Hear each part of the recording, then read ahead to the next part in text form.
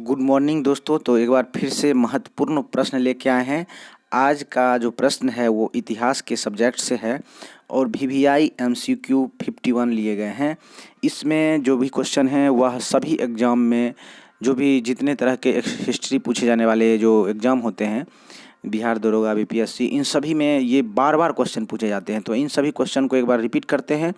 तो चलिए आप जो है इस क्वेश्चन को लगाइए और देखिए कितना सही हो पा रहा है, क्योंकि बहुत बार ये पूछा जा चुका है, तो इसलिए मैं इस वीडियो को लेके आया हूँ।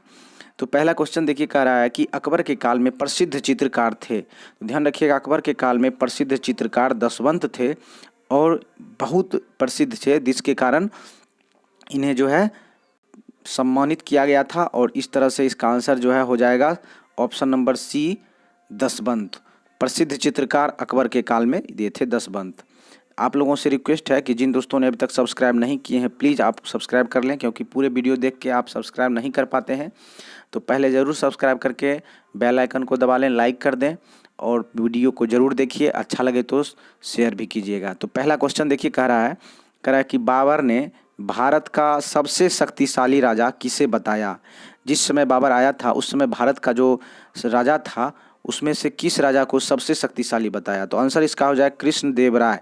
ऑप्शन नंबर बी हो जाएगा। कृष्णदेव राय जो है दक्षिण भारत के राजा थे और बाबर के द्वारा इसे सबसे शक्तिशाली बताया गया। तो आंसर इसका बी हो जाएगा। ध्यान रखिएगा, बहुत VVI क्वेश्चन है सारे के सारे, तो पूरे वीडियो को जरूर देखिएगा। नेक्स्ट क्वेश्चन कर रहा है कि नेपोलियन के पतन के बाद फ्रांस का राजा कौन बना। ध्यान रखिएगा, नेपोलियन का जब पतन हो गया था तो उस समय जो फ्रांस का जो राजा था वो लुई 18वां को बनाया गया। तो ऑप्शन नंबर भी इसका बी हो जाएगा। लुई 18वां को नेपोलियन के पतन के बाद फ्रांस का राजा बनाया गया। चलिए अगला क्वेश्चन देखते हैं।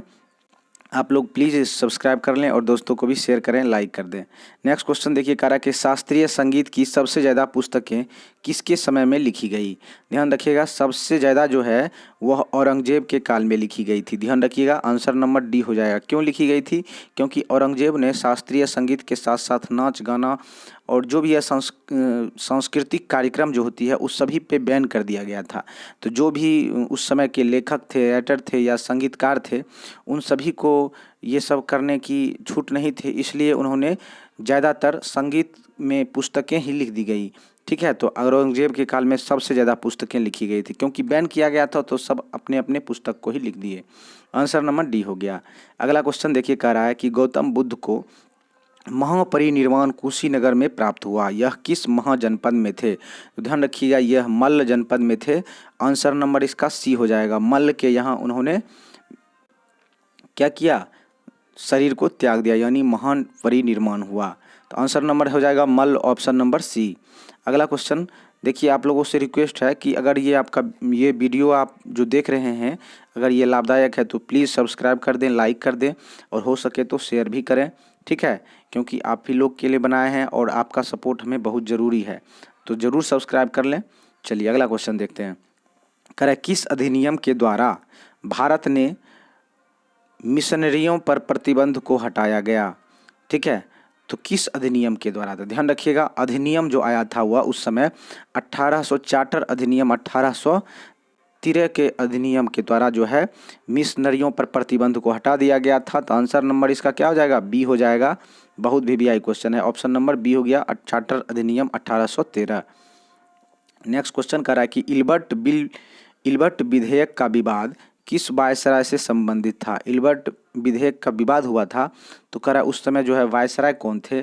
तो ध्यान रखिएगा, उस समय वायसराय जो है वह लॉर्ड रिपन थे। ऑप्शन नंबर क्या हो जाएगा, सी हो जाएगा। लॉर्ड रिपन जो है इल्बर्ट विधेयक का जो विवाद हुआ था इसी से संबंधित था। उस समय के वायसराय लॉर्ड रिपन थे। ऑप्शन नंबर सी हो गया।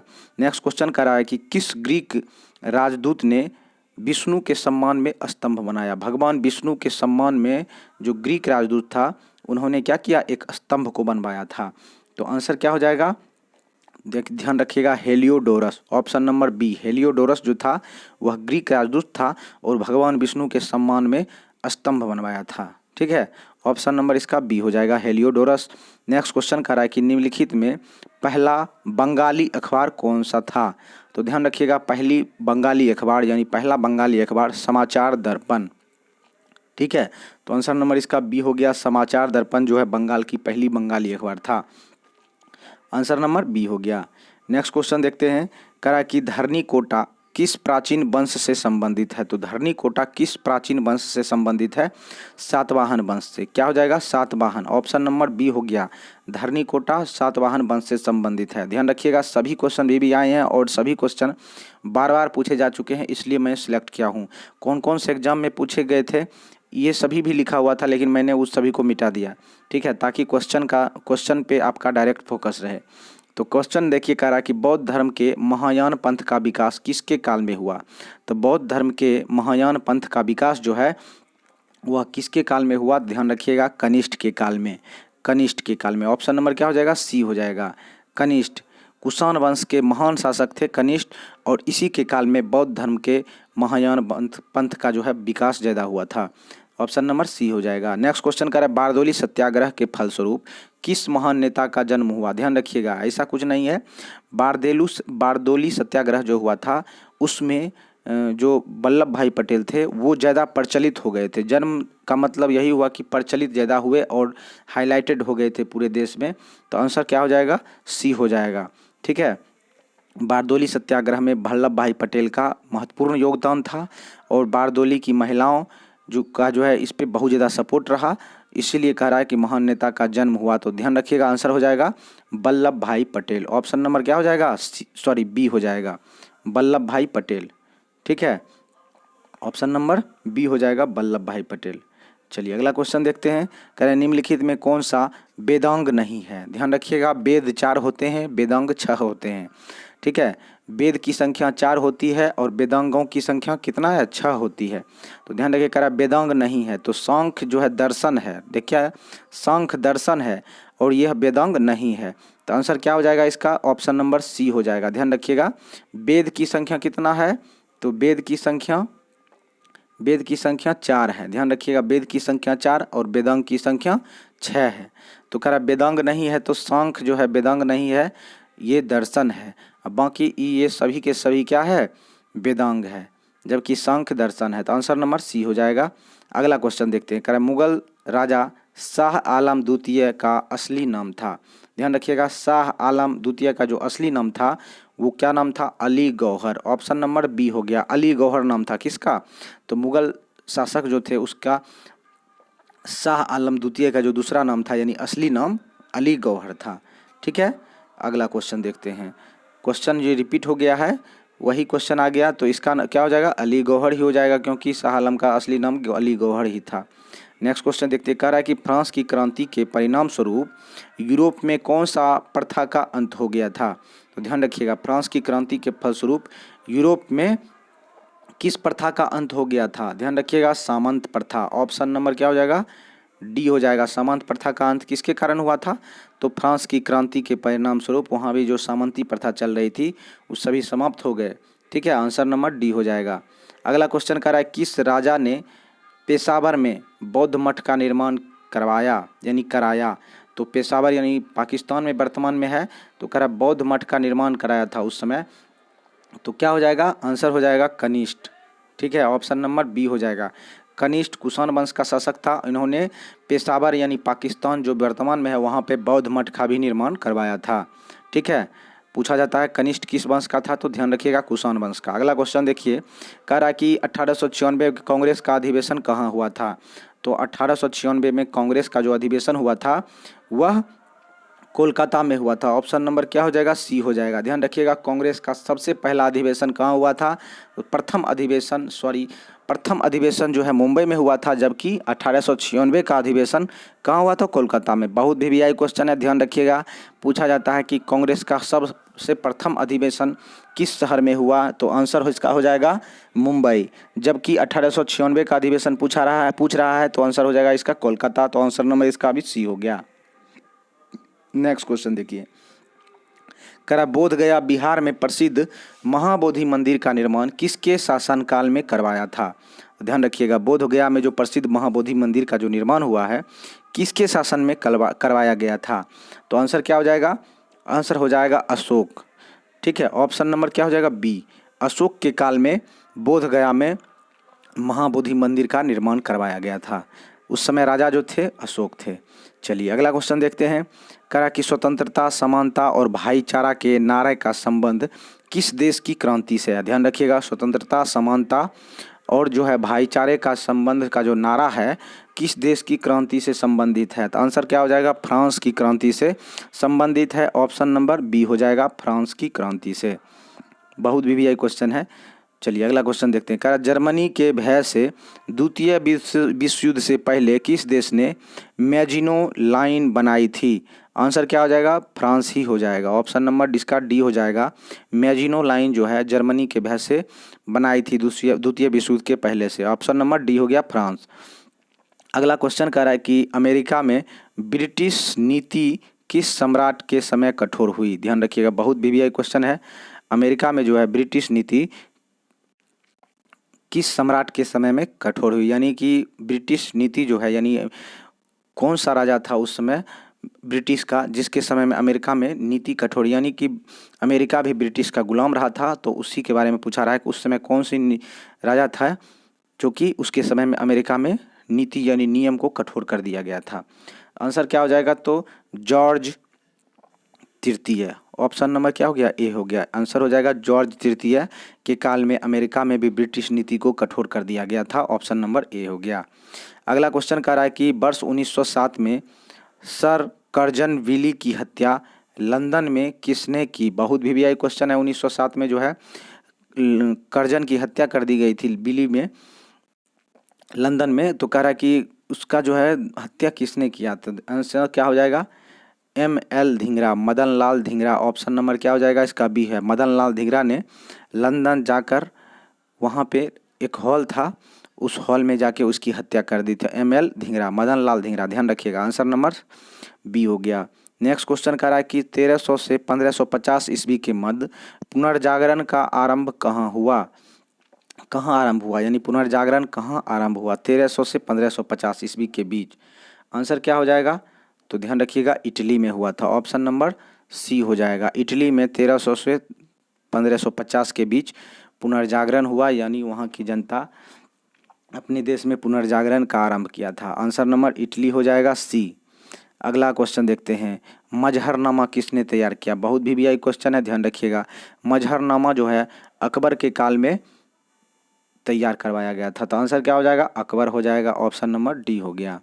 नेक्स्ट क्वेश्चन देखते हैं।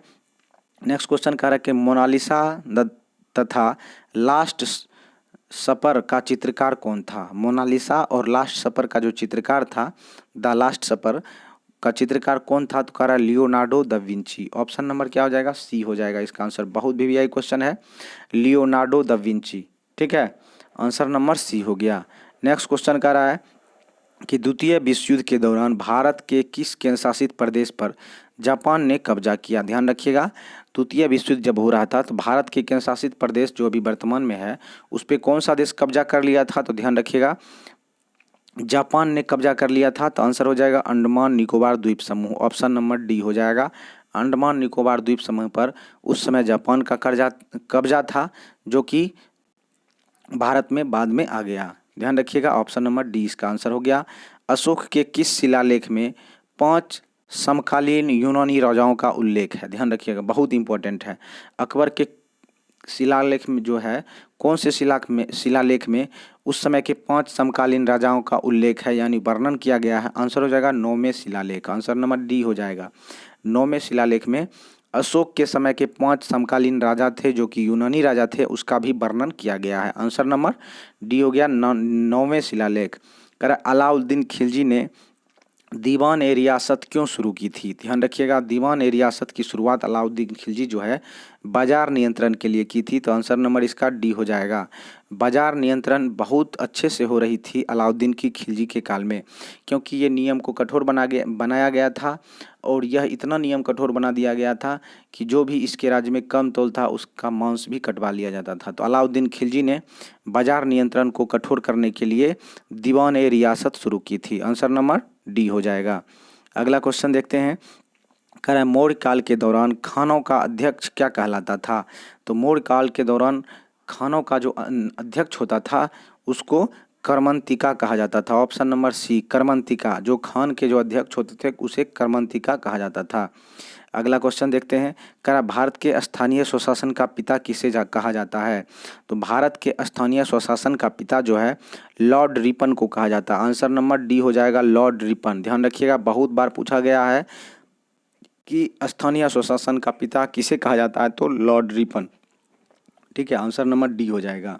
नेक्स्ट क्वेश्चन कह रहा है कि सवाई मानसिंह की नाबालगी के दौर में किसका गठन किया गया था? तो ध्यान रखिएगा, काउंसिल ऑफ स्टेट का गठन किया गया था। आंसर नंबर इसका बी हो जाएगा, council of state. Next question देखते हैं, कह रहा द्वितीय विश्व युद्ध के दौरान द्वितीय विश्व युद्ध के युद्ध अपराधियों का विचारण यानी ट्रायल निम्नलिखित में से किस स्थान पर किया गया था? ध्यान रखिएगा, ट्रायल भी किया गया था। तो आंसर इसका क्या हो जाएगा? पिट्सबर्ग। ध्यान रखिएगा, पिट्सबर्ग में इसका ट्रायल किया गया था। तो आंसर नंबर इसका बी हो जाएगा। ध्यान रखिएगा, option number B Pittsburgh. Next question करा अफीम युद्ध पश्चिमी शक्तियों एवं डैश के मध्य लड़े गए थे। अफीम का जो युद्ध हुआ था वह किस किस के बीच लड़ा गया था? तो ध्यान रखिएगा, पहला जो था एक पश्चिमी देश था और दूसरा चीनी था, चीन। तो पश्चिमी देश और चीन के बीच अफीम युद्ध लड़े गए थे। बहुत बार पूछा जा चुका है, वीवीआई क्वेश्चन है। ध्यान रखिएगा, सारे के सारे वीवीआई हैं। ध्यान रखिएगा, आप लोगों से रिक्वेस्ट है कि प्लीज़ सब्सक्राइब कर दें जो नहीं किए हैं। अगला क्वेश्चन देखिए, कह रहा है कि रूस राष्ट्र संघ का सदस्य कब बना है? ठीक है, तो रूस जो है राष्ट्र संघ का सदस्य जो है 1933 ईस्वी में बना है। ऑप्शन नंबर क्या हो जाएगा? बी हो जाएगा। 1933 ईस्वी में रूस राष्ट्र संघ का अध्यक्ष बन गया है। अगला क्वेश्चन देखते हैं, करा कि चौरी चौरा की घटना का संबंध निम्नलिखित में से किस तारीख से है? तो चौरी चौरा घटना का जो संबंध है वह 5 फरवरी 2022 से संबंधित 1922 से संबंधित है। आंसर नंबर क्या हो जाएगा? ए हो जाएगा। चौरी चौरा घटना 5 फरवरी 1922 ईस्वी को हुआ था और उससे संबंधित है। कह रहा है किस तारीख से है? तो 5 फरवरी 1922 से। ऑप्शन नंबर ए हो गया। नेक्स्ट क्वेश्चन कह रहा है कि चीन को कोमिंतांग दल का गठन किसने किया? चीन में कोमिंतांग दल का गठन जो है सनायत सेन ने किया था और सनायत सेन तब से प्रसिद्ध हो गए थे। तो ध्यान रखिएगा, आंसर नंबर इसका ए हो जाएगा, Sanayat Sen. Option number A. Next question कह रहा है कि किस चीनी यात्री ने गुप्त राज के प्रथम राजा का प्रमाण दिया? ध्यान रखिएगा, कौन सा चीनी यात्री था जो कि गुप्त शासक जो था उस समय उसके प्रथम राजा का प्रमाण दिया? तो इसका आंसर क्या हो जाएगा? इत्सिंग हो जाएगा। ऑप्शन नंबर सी हो जाएगा, इत्सिंग। ठीक है, आंसर नंबर सी। अगला क्वेश्चन है, करें बंगाल के किस शासक ने जरबे मुर्शिदाबाद नामक सिक्का जारी किया? जरबे मुर्शिदाबाद नामक सिक्का जो है किसने जारी किया? तो मुर्शिद कुली खान। ऑप्शन नंबर क्या हो जाएगा? सी, मुर्शिद कुली खान ने जरबे मुर्शिदाबाद नामक सिक्का को जारी किया। नेक्स्ट क्वेश्चन देखते हैं, कह भारत के साथ संयुक्त स्टॉक कंपनी बनाकर सबसे पहले किसने व्यापार शुरू किया? भारत के साथ स्टॉक कंपनी बनाकर सबसे पहले जो व्यापार शुरू किया था वह डच कंपनी ने किया था। तो आंसर इसका क्या हो जाएगा? बी नंबर ऑप्शन हो गया, डच कंपनी। ठीक है, इसमें सारे के सारे भी आए हैं तो पूरे वीडियो को जरूर देखिएगा। नेक्स्ट क्वेश्चन करा कि गवर्नर जनरल लॉर्ड एलन के कार्यकाल में किस अधिनियम के द्वारा दास्ता को गैर कानूनी घोषित किया गया? तो आंसर क्या हो जाएगा? तो अधिनियम 5 के द्वारा जो है दास्ता को यानी गुलामी को गैर कानूनी घोषित किया गया था। उस समय गवर्नर कौन थे? तो गवर्नर जनरल लॉर्ड एलन बैरो। ध्यान रखिएगा, लॉर्ड एलन बैरो के काल में दास्ता यानी गुलामी को गैर कानूनी घोषित किया। तो आंसर नंबर इसका क्या हो जाएगा? तो आंसर नंबर इसका बी हो जाएगा। ठीक है, अगला क्वेश्चन देखते हैं। नेक्स्ट क्वेश्चन कह रहा है निम्नलिखित में कौन सा बौद्ध ग्रंथ बौद्ध भिक्षु और भिक्षुणियों के बारे में है? तो बौद्ध भिक्षु और भिक्षुणियों के बारे में जो ग्रंथ है वह है विनय पिटक। ध्यान रखिएगा, विनय पिटक। ऑप्शन नंबर ए हो गया। उसमें जो है बौद्ध जो भिक्षु होते हैं और भिक्षुणी होते हैं उसके के बारे में कुछ कहा गया है यानी लिखा गया है। तो आंसर नंबर इसका हो जाएगा ऑप्शन नंबर ए, विनय पिटक। नेक्स्ट क्वेश्चन है गांधी जी की मृत्यु हो सकती है यानी गांधी की मृत्यु हो सकती है परंतु गांधीवाद हमेशा जिंदा रहेगा, यह कथन किसने कहा? तो सोचिए क्या कौन कह सकता है? तो गांधी जी खुद बोले थे कि गांधी की मृत्यु हो सकती है परंतु गांधीवाद क्या होगा? हमेशा जीवित रहेगा। आंसर नंबर डी हो जाएगा, आंसर नंबर डी यानी गांधी जी खुद बोले थे। आंसर नंबर डी हो गया, गांधी जी। अगला क्वेश्चन कह रहा है कि वर्नाकुलर प्रेस एक्ट अधिनियम और शस्त्र अधिनियम किस वायसराय के द्वारा पारित किया गया? वर्नाकुलर प्रेस एक्ट बहुत वीवीआई है। और साथ ही कह रहा है शस्त्र अधिनियम किस वायसराय के द्वारा पारित किया गया था। आंसर क्या हो जाएगा, आंसर हो जाएगा लॉर्ड लिट्टन। ऑप्शन नंबर क्या हो गया, डी हो गया। लॉर्ड लिट्टन जो है वर्नाकुलर प्रेस एक्ट और शस्त्र अधिनियम को पारित कर दिया था। आंसर हो जाएगा Lord Lytton, option number D. Next question है कि 1883 का पेरिस समझौता किसके संरक्षण से संबंधित है। तो आंसर क्या हो जाएगा, ध्यान रखिएगा, बौद्धिक संपदा। ठीक है, ऑप्शन नंबर बी हो जाएगा। 1883 का पेरिस समझौता बौद्धिक संपदा के संरक्षण से संबंधित है। ऑप्शन नंबर इसका बी हो जाएगा। चलिए अगला क्वेश्चन देखते हैं। कह रहा जर्मनी में रक्त और लौह की नीति किसने बनाई थी। बहुत वीवीआई क्वेश्चन है, बार बार पूछा गया है। तो जर्मनी में रक्त और लौह की नीति जो है किसने बनाई थी। आंसर क्या हो जाएगा, तो आंसर हो जाएगा बिस्मार्क। ऑप्शन नंबर सी हो जाएगा। बिस्मार्क जो है जर्मनी में रक्त और लौह की नीति बनाई थी और इसके तहत जर्मनी को अपने हाथों में लिया। ठीक है, आंसर नंबर सी हो जाएगा बिस्मार्क। नेक्स्ट क्वेश्चन कर रहा है कि नेपोलियन बोनापार्ट ने किस अंग्रेज नौसैन्य अधिकारी के समक्ष वाटरलू में समर्पण किया था। नेपोलियन बोनापार्ट जो है अंग्रेजी सैन्य अधिकारी के समक्ष जो है क्या किया, समर्पण कर दिया, यानी हार चुका था। इसीलिए आंसर इसका क्या हो जाएगा, तो आंसर हो जाएगा वेलेजली। ठीक है, ऑप्शन नंबर बी हो जाएगा आर्थर बेलेजली। आर्थर बेलेजली के समक्ष क्या किया, नेपोलियन ने वाटरलू के समक्ष, वाटरलू का जो युद्ध हुआ था उसमें समर्पण किया था। आंसर नंबर बी हो गया आर्थर बेलेजली। नेक्स्ट क्वेश्चन देखिए, बहुत वीवीआई का है गीता रहस्य नामक पुस्तक किस स्वतंत्रता सेनानी ने लिखी है। तो गीता रहस्य नामक जो पुस्तक है वह बाल गंगाधर तिलक ने लिखा है और इसका आंसर हो जाएगा ऑप्शन नंबर बी। तो करेक्ट आंसर हो गया ऑप्शन नंबर बी, बाल गंगाधर तिलक। गीता रहस्य नामक पुस्तक बाल गंगाधर तिलक के द्वारा लिखा गया। अब कुछ करेंट अफेयर्स है उसको भी देख लीजिए 4-5। भारत की पहली पॉड टैक्सी किस राज्य में शुरू की गई है। पॉड टैक्सी एक प्रकार की इलेक्ट्रिक गाड़ी है जो कि ड्राइवरलेस होती है और वो चलती है। तो ध्यान रखिएगा, ये उत्तर प्रदेश में शुरू की जा रही है और इसका जो है परियोजना अभी स्टार्ट हुआ है 1-2 साल के अंदर, यानी 24-25 से शायद स्टार्ट होने वाली है। तो ऑप्शन नंबर इसका जो है बी हो जाएगा, उत्तर प्रदेश में पॉड टैक्सी शुरू होगी।